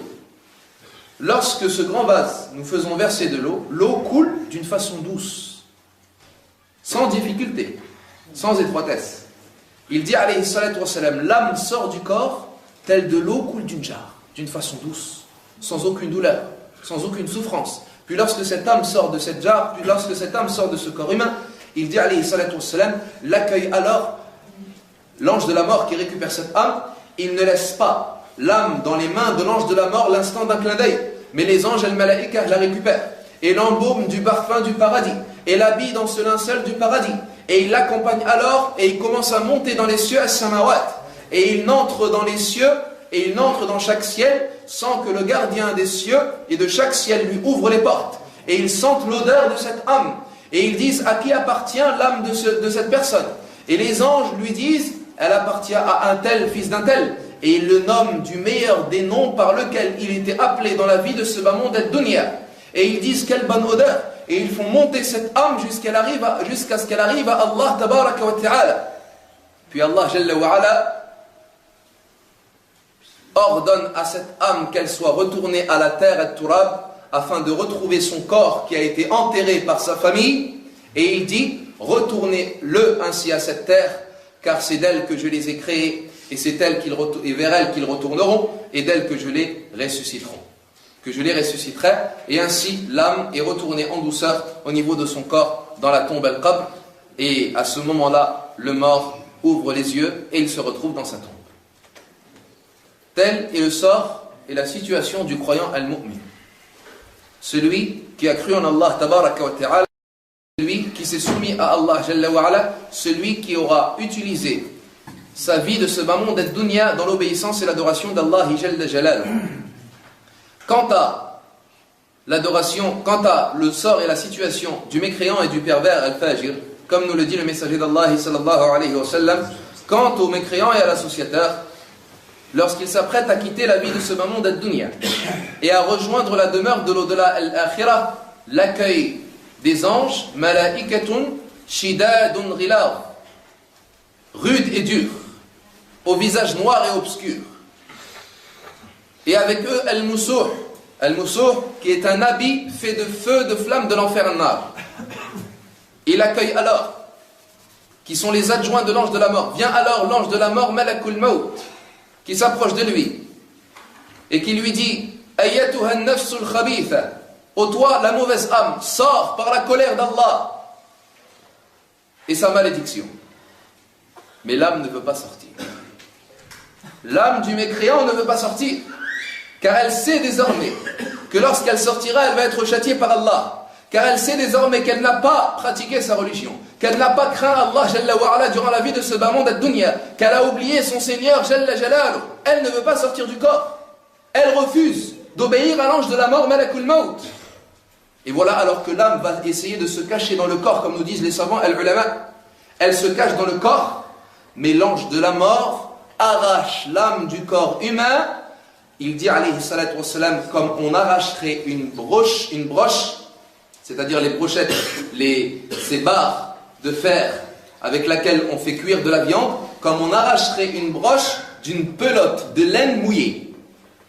Qu'est-ce que cela veut dire? Imaginez-vous une pelote de laine qui s'en mêle, mouillée, qui colle. On met une broche à l'intérieur de fer et on l'arrache violemment. Cette broche-là va alors arracher et prendre avec elle et emporter tous les fils de cette pelote qui va alors se déchirer et s'arracher difficilement et avec douleur. Et bien de la même façon, l'ange de la mort va arracher cette âme. L'âme sortira alors arrachant les nerfs et les os et les veines et tout ce que contient ce corps humain et souffrira alors et ressentira des douleurs terribles. Et lorsque l'âme est sortie du corps, les anges ne laissent pas l'âme dans les mains de l'ange de la mort, ne serait-ce que l'instant d'un clin d'œil, mais ils la récupèrent, il récupère cette âme et il habille alors de cet habit al-Moussour qui n'est autre que l'habit fait de flammes de l'enfer an-nar, et il la monte alors dans les cieux samawat et il l'embaume d'une odeur terrible et mauvaise et l'accompagne des anges à une mauvaise apparence et à une odeur terrible. Et lorsqu'ils arrivent au premier ciel, ils arrivent au gardien du ciel, Allah Jalla wa Ala ne permet pas et ne donne pas la permission à l'ange qui garde le premier ciel de leur ouvrir les portes. Et lorsqu'ils sentent l'odeur de cette âme, ils disent: à qui appartient cette âme? Et alors les anges lui disent: à un tel fils d'un tel, en le nommant par le pire nom par lequel il était nommé dans ce bas monde ad-dunya. Puis cette âme, alors qu'elle est arrivée au premier ciel, sera jetée du haut de tout le premier ciel à sa tombe. Et elle tombera véritablement. Allah tabaraka wa ta'ala nous dit à ce moment, le prophète alayhi salatu wa salam nous dit dans le hadith, فقرأ قوله تعالى, il récita la parole d'Allah جل وعلا: إن الذين كفروا بآياتنا واستكبروا عنها لا تفتح لهم أبواب السماء ولا يدخلون الجنة حتى يلج الجمل في سم الخياط وكذلك نجزي المجرمين. Il nous dit Allah جل وعلا: ceux qui ont mécru en nos signes et qui se sont enflés d'orgueil quant à ces signes, ne leur seront point ouvertes les portes du ciel, et ils ne rentreront au paradis que lorsque le chameau rentrera dans le trou d'une aiguille, c'est-à-dire impossible. Et c'est ainsi que nous rétribuons les criminels. Et il récita également la parole d'Allah Jalla wa Ala: وَمَنْ يُشْرِكْ بِاللَّهِ فَكَأَنَّمَا خَرَّ مِنَ السَّمَاءِ فَتَخْطَفُهُ الطَّيْرُ أَوْ تَهْوِي بِهِ الرِّيحُ فِي مَكَانٍ سَحِيقٍ. Et celui qui associe à Allah, c'est comme s'il tombait du ciel. Et ici, il récita la parole concernant la chute de cette âme qui tombera alors jusqu'à la terre et jusqu'à la tombe dans laquelle a été enterré ce corps qui n'a pas cru en Allah et qui n'a pas associé à Allah, afin qu'il soit châtié dans sa tombe et qu'il soit questionné, mais il ne réussisse pas à répondre à ces questions. Wal'iyadu billah. Cet événement, ayyuha al-ahbab, il faut que l'on se prépare. Il faut que l'on soit prêt. À quoi bon oublier Allah? À quoi bon oublier cette mort? Pourquoi ne pas parler, ne pas se souvenir, ne pas se remémorer, ne pas discuter et débattre quant à cet événement qui arrivera à tout le monde? Tu te retrouveras dans ta tombe, ya Abdallah. Tu verras l'ange de la mort. Et wallah, tu verras les anges et le malaïka. Et tu auras peur, et tu t'inquiéteras, et tu regretteras. Tous regretteront. Même les pieux al-muttaqoun, comme l'on dit les savants al-ulama, car même le pieux, et même les gens du paradis ahlul jannah, certains regretteront lorsqu'ils verront que ses compagnons sont plus haut en degré qu'eux. Et c'est pour cela que le jour de la résurrection a été appelé Yawmul Hasra, le jour des regrets. Car les regrets toucheront tous les serviteurs al-ibad. Tu regretteras. De toute façon, tu regretteras. Alors à quoi bon être séduit par la vie de ce bas monde ad-dunya? Penseras-tu à la vie de ce bas monde lorsque tu mourras? Penseras-tu à l'argent lorsque tu verras Allah et les anges et le malaïka? Te rappellerais-tu de tes demeures et de tes châteaux et de tout ce que tu faisais comme jouissance et comme distraction le jour où tu mourras? Non. Mais plutôt tu te souviendras de tes péchés et de tout ce que tu as délaissé et de tout ce que tu as négligé, et tu regretteras et tu souhaiteras tant revenir dans la vie de ce bas monde ad-dunya.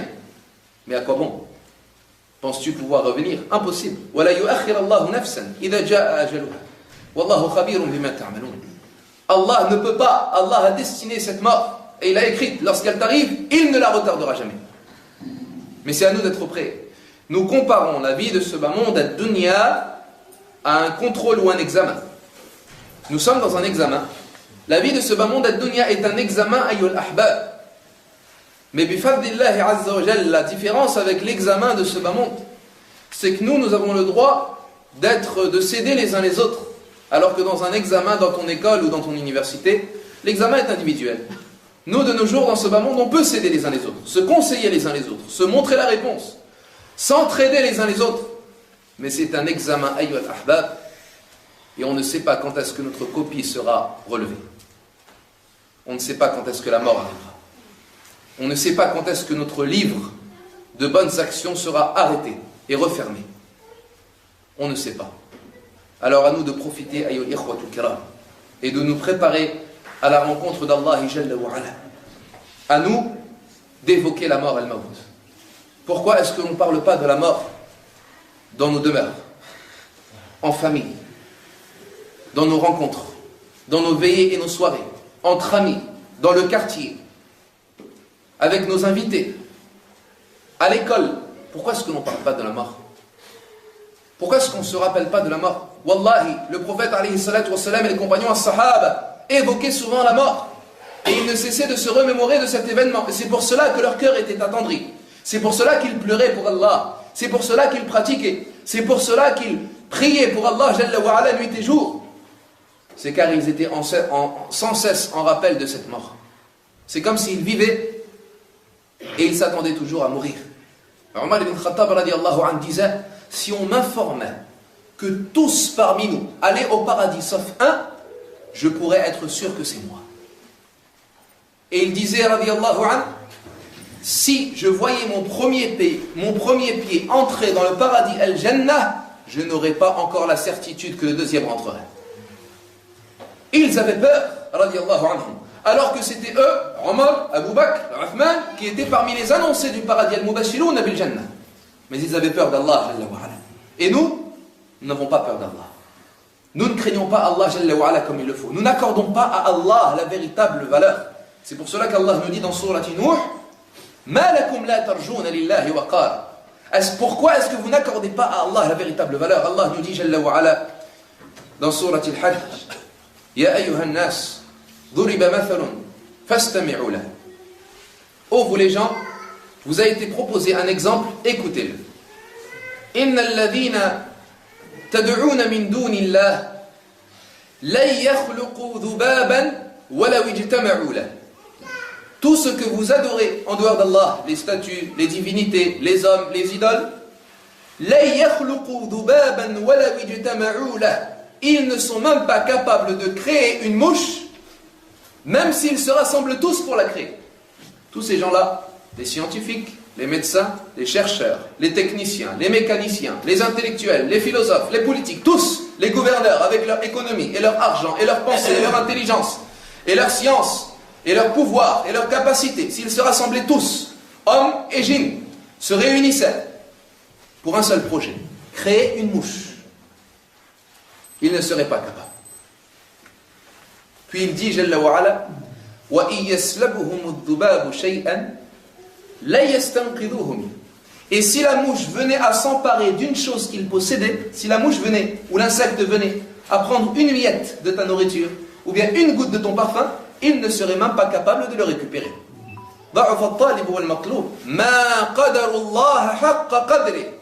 Ils n'ont pas accordé à Allah la juste valeur. Inna Allah la qawiyyun aziz. Est-ce que avons-nous accordé à Allah sa juste valeur? Connaissons véritablement Allah? Telle est la question. Est-ce que tu connais véritablement ton Seigneur Jalla wa Ala? Est-ce que tu sais c'est qui en réalité Allah? C'est à nous d'apprendre cela. C'est à nous de nous concentrer dans la connaissance d'Allah Jalla wa Ala. Plus tu connaîtras Allah, plus tu auras peur de lui. Man kana lillahi a'raf, kana bihi akhwaf. Plus tu connaîtras Allah, plus tu le craindras. Et plus tu auras peur de lui, plus tu l'aimeras. Jalla Jalal. Et c'est comme cela que tu te prépareras à la mort. Comment est-ce que le messager d'Allah sallallahu alayhi wa sallam, celui pour lequel Allah a pardonné les péchés passés et futurs, celui qu'Allah a choisi pour être la meilleure des créatures, celui à qui Allah a montré des miracles et des signes qu'aucune créature n'a vu, même Jibril alayhi salatu wa sallam ne les a pas vus. Comment est-ce que lui, alayhi salatu wa sallam, malgré cela, il passait ses nuits en prière? Il priait pour Allah Jalla wa Ala. Il priait jusqu'à ce que ses jambes et que ses pieds s'ouvrent et saignent, tellement il restait debout alayhi salatu wa sallam, et jusqu'à ce que vienne à lui Bilal radiyallahu anhu lui dit: Rasulallah, tusalli lillah, tu pries pour Allah alors que tu es celui à qui Allah a pardonné déjà les péchés passés et futurs. À quoi te sert ta prière? Tes péchés sont pardonnés. Tu es promis pour le paradis al-Jannah. Pourquoi est-ce que tu pries? Et alors il lui répondit alayhi salatu wa sallam: Afala akun abdan shakura. Ne puis-je pas être un serviteur fort reconnaissant? Car il savait et il connaissait Allah Jalla wa Ala. Car Allah, c'est lui qui mérite seul d'être adoré, tabaraka wa ta'ala. Car Allah, c'est lui qu'on adore. Allah Jalla wa Ala t'appelle au pardon et au repentir à tawbah. Il t'appelle à te préparer et à craindre ce jour, le jour du jugement dernier. وَاتَّقُوا يَوْمًا تُرْجَعُونَ فِيهِ إِلَى اللَّهِ ثُمَّ تُوَفَّى كُلُّ نَفْسٍ مَا كَسَبَتْ وَهُمْ لَا يُظْلَمُونَ. Et créez le jour où vous reviendrez vers Allah. Et nous reviendrons tous vers Allah. Mais nous ne craignons pas ce jour. Et il est là le problème. Et il incombe à Ikhwa, quand nous avons un discours et une conférence de ce genre, de ne pas exagérer dans l'avertissement et dans la menace et dans l'alerte. Certes, il incombe que nous ayons peur d'Allah, que nous craignons Allah, que nous redoutions Allah. Il incombe que nous nous rappelions que nous ne sommes pas encore à la hauteur, et qu'il incombe que nous nous rattrapions, et que nous accordons à Allah la juste valeur, certes. Mais il ne faut pas désespérer. Il ne faut pas désespérer. Bifadlillahi tabaraka wa ta'ala. Allah, c'est lui le pardonneur et le miséricordieux. C'est lui qui aide, qui répond aux du'a et aux invocations. C'est lui qui soutient, c'est lui qui aime. Nous rappelons le hadith du messager d'Allah sallallahu alayhi wa sallam, qui a dit, certes Allah donne ce bas monde à celui qu'il aime et à celui qu'il n'aime pas. Ce bas monde, Allah il le donne à tous les serviteurs al-ibad, même celui qu'il n'aime pas. Tu vois le mécréant, l'associateur, tu vois celui qui insulte Allah wal-iyadu billah, et qui combat le messager d'Allah alayhi salatu wa salam, tu le vois jouir des bienfaits de ce bas monde ad-dunya, amasser de l'argent, voyager dans tous les endroits qu'il veut, se marier avec les femmes qu'il veut, jouir des plaisirs ash-shahawat, faire ce qu'il veut alors qu'il est parmi ceux qu'Allah déteste. Allah, le prophète alayhi salatu wa salam nous dit, certes Allah donne ce bas monde à celui qu'il aime, mais également à celui qu'il n'aime pas. Mais écoutez la suite du hadith. Il dit alayhi salatu wa salam, mais Allah ne donne la religion qu'à celui qu'il aime. Mais Allah ne donne la religion qu'à celui qu'il aime. Donc si Allah t'a donné la foi al-iman, et si Allah t'a permis de prier pour Allah al-wahid al-dayyan, et si Allah t'a permis de fréquenter la mosquée et la maison d'Allah Jalla wa Ala ar-Rahim ar-Rahman, sache qu'Allah t'aime. Bifadlillahi Jalla wa Ala, encore faut-il que tu lui prouves que toi également tu l'aimes, en te soumettant aux ordres, et en le craignant, et en lui accordant sa valeur. Mais Allah Jalla wa Ala, en t'ayant guidé vers lui, en t'ayant choisi et élu, parmi des milliards de créatures al-makhlouqat, des milliards de créatures depuis Adam alayhi salatu wassalam, jusqu'au dernier nouveau-né, il t'a choisi pour que tu sois parmi ceux qui croient en lui, pour que tu sois parmi les musulmans al-muslimoun, pour que tu sois parmi ceux qui se prosternent à lui, pour que tu sois parmi les prieurs qui fréquentent sa maison, Jalla wa Ala. Il t'a choisi et il t'a élu. Et il t'aime, tabaraka wa ta'ala.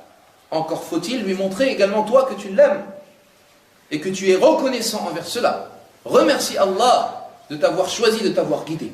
Remercie Allah Jalla wa Ala de t'avoir permis que ton cœur s'ouvre à la religion de l'islam, à la vérité al-haqq.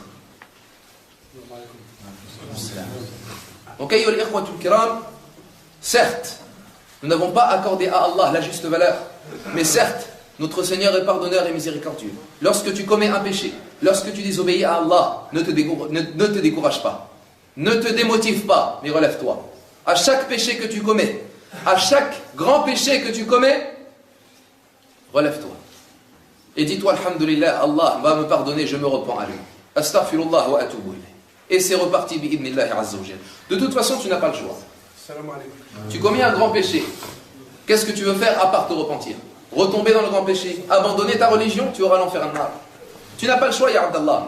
Lorsque tu tombes, tu te relèves, bi'idnillahi azza wa jalla. Et ceci jusqu'à ta mort. Bi'idnillahi tabaraka wa ta'ala. Et Allah aime le repentir de son serviteur. Allah nous appelle au repentir at-tawbah. Innahu kana tawwaba. C'est lui qui accueille énormément le repentir. هو الذي يقبل التوبة عن عباده ويعفو عن السيئات ويعلم ما تفعلون. C'est lui qui accepte le repentir de ses serviteurs. C'est lui qui accepte le repentir de ses serviteurs et qui efface les erreurs. Et il sait ce que vous faites.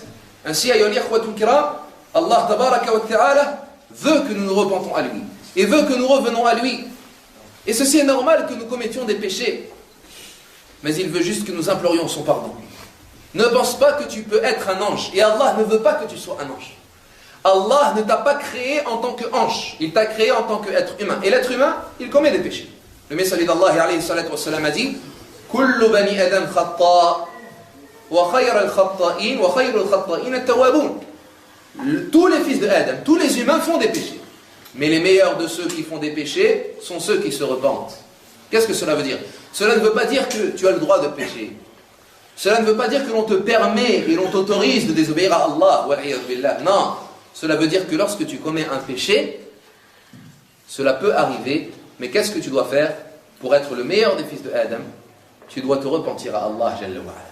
Puis il dit alayhi salatu wassalam, et si les êtres humains ne faisaient pas des péchés, il aurait fait disparaître cette création, il aurait ramené une autre création qui font des péchés et qui implore son pardon afin qu'il leur pardonne. Car Allah veut pardonner à ses serviteurs. Qu'est-ce que cela veut dire? Cela veut dire qu'Allah aime lorsque tu viens à lui et que tu lui dis Astaghfirullah ya Rabbi. Allah aime cela. Si seulement on savait, si seulement on se rendait compte de l'amour d'Allah Jalla wa Ala pour son repenti serviteur. Lorsque tu reviens vers lui, c'est pour cela qu'il appelle ses serviteurs. وَسَارِعُوا إِلَى مَغْفِرَةٍ مِّن رَبِّكُمْ وَجَنَّةٍ عَرْضُهَا السَّمَاوَاتِ وَالْأَرْضِ أُعِدَّتْ لِلْمُتَّقِينَ.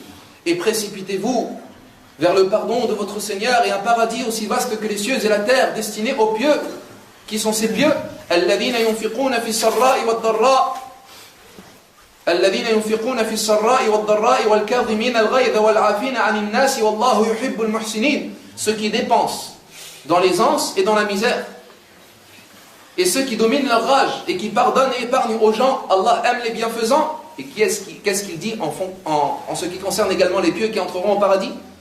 وَالَّذِينَ إِذَا فَعَلُوا فَاحِشَةً أَوْ ظَلَمُوا أَنفُسَهُمْ ذَكَرُوا اللَّهَ فَاسْتَغْفَرُوا لِذُنُوبِهِمْ وَمَنْ يَغْفِرُ الذُّنُوبَ إِلَّا اللَّهُ وَلَمْ يُصِرُّوا عَلَى مَا فَعَلُوا وَهُمْ يَعْلَمُونَ.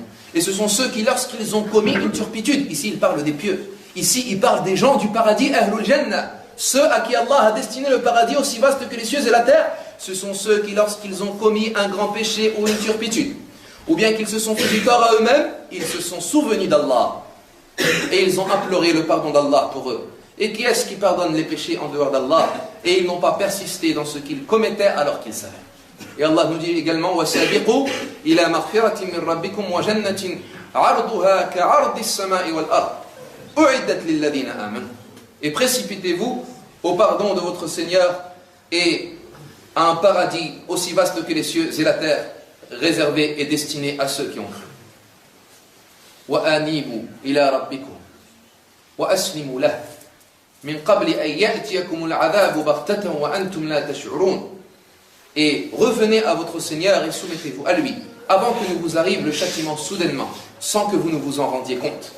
Donc ici, Allah Jalla wa Ala t'appelle à revenir vers lui, tabaraka wa ta'ala. Et nous terminons cette conférence, bi'idhnillahi azza wa jal, avec ce hadith, dans lequel le messager d'Allah, sallallahu alayhi wa sallam, a comparé la joie d'Allah Jalla wa Ala à la joie d'un de ses serviteurs, et il dit, alayhi salatu wa sallam, certes, Allah est heureux du repentir de son serviteur lorsqu'il vient à lui et qu'il se repent à lui comme un homme. Et il raconte la situation de l'homme. Ici, Allah, le prophète alayhi salatu wa sallam, nous explique de quelle façon Allah est heureux lorsqu'il voit son serviteur se repentir. Donc imagine-toi en train de revenir vers Allah, imagine-toi en train d'avoir commis un grand péché, mais te lever et faire al-wudu, et te diriger vers la mosquée ou bien vers al-qibla, et prier rak'atayn, et demander pardon à Allah, et dire Ya Rab, pardonne-moi, astaghfirullah wa atubu ilayk, je ne reviendrai plus vers ce péché, je regrette Ya Rab. Imagine-toi revenir vers lui, Jalla wa Ala, sache qu'Allah est heureux lorsqu'il voit que tu reviens vers lui et que tu te repens à lui, comme un homme qui avait une chamelle et qui se trouvait dans un désert. Un homme qui a sa chamelle, et sur sa chamelle se trouvent toutes les causes de sa survie, toutes ses provisions qui lui permettent de survivre. Mettez-vous dans cette situation, ayyul ahbab. Un homme qui a sa chamelle, et sur cette chamelle, et sur la monture de cette chamelle, toutes les provisions qui vont lui permettre de boire et de manger dans ce désert. Et dans le désert, certes, si la personne n'a pas de provisions, elle meurt. Cet homme, il a sa chamelle, et cette chamelle-là, il y a toutes les provisions qui lui causent la survie. Voilà que cet homme, lors de son long voyage, alors qu'il se trouve dans cette vallée déserte et qu'il n'y a personne dans cette vallée déserte, voilà que cet homme veut se reposer. Il s'allonge alors et il tient dans sa main les rênes de sa chamelle, mais c'est alors que lorsqu'il s'assoupit, puis qu'il se réveille, voilà qu'il a lâché les rênes de sa chamelle et que sa chamelle n'est plus là. Sa chamelle n'est plus là, elle a disparu. Et elle a disparu avec toutes les causes de sa survie. Elle a disparu avec toutes les causes qui pourront lui apporter, bi'idnillahi azza wa jal, ce qui lui apportera et qui lui permettra de vivre sa nourriture et sa boisson alors qu'il se trouve dans un désert. Il se trouve dans un désert, il ne peut plus vivre, il n'a plus de quoi manger, car il n'a plus de quoi boire. Cet homme est alors désespéré, dans un désert tout seul. Comment est-ce que tu pourras faire? Et à ce moment-là, le messager d'Allah alayhi salatu wa salam nous dit, puis alors qu'il a baissé la tête et qu'il était désespéré, voilà qu'il relève sa tête et qu'il retrouve sa chamelle devant lui. Il retrouve sa chamelle devant lui alors qu'il avait désespéré. Alors qu'il était persuadé qu'il allait mourir, voilà qu'il retrouve sa chamelle devant lui et tellement il est heureux, il dit Allahumma anta abdi wa ana rabbuk. Il dit oh Allah, je suis ton Seigneur et tu es mon serviteur. Il se trompe tellement il est heureux. Tellement il est heureux, il se trompe. Eh bien le prophète alayhi salatu wa salam nous dit Allah jalla wa ala est plus heureux que cet homme lorsque son serviteur se repent à lui. Donc à toi de rendre heureux ton Seigneur jalla wa ala. À toi de revenir vers Allah tabaraka wa ta'ala. À toi de demander le pardon à Allah jalla jalaluh. À toi de demander et de te repentir à Allah de tous tes péchés. Car certes Allah c'est lui qui pardonne les péchés ad-dunub. Huwa ghafiru dhanb wa qabilu at-tawb shadidul iqab. C'est lui le pardonneur des péchés et l'accepteur du repentir et le sévère en châtiment. Et ne pense pas qu'Allah ne peut pas pardonner des péchés. Ya ibad qul ya ibadi alladhina asrafu ala anfusihim la taqnatu min rahmatillah. Inna Allah yaghfiru dhunuba jami'a. Innahu huwa al-ghafur rahim. Ô vous qui avez dit, ô vous qui avez commis des excès à votre détriment, c'est-à-dire ô vous qui avez exagéré dans vos péchés, qui avez dépassé les limites en ayant commis beaucoup de péchés, ne désespérez pas de la miséricorde d'Allah. Allah pardonne tous les péchés. C'est lui le pardonneur et le miséricordieux. Donc, mais quel que soit le péché, quelle que soit sa grandeur, quelle que soit sa gravité, quelle que soit son ampleur, quelle que soit la catastrophe que tu as commise vis-à-vis d'Allah ou vis-à-vis des serviteurs d'Allah, tu as toujours l'espoir de revenir vers Allah. Et lorsque tu seras sincère, et si tu regrettes véritablement, et que tu ne reviens plus vers ce péché, Allah te l'effacera. Mais bien plus encore, ayyul ahbab, si tu es véritablement sincère, Allah te transformera cette mauvaise action en une bonne.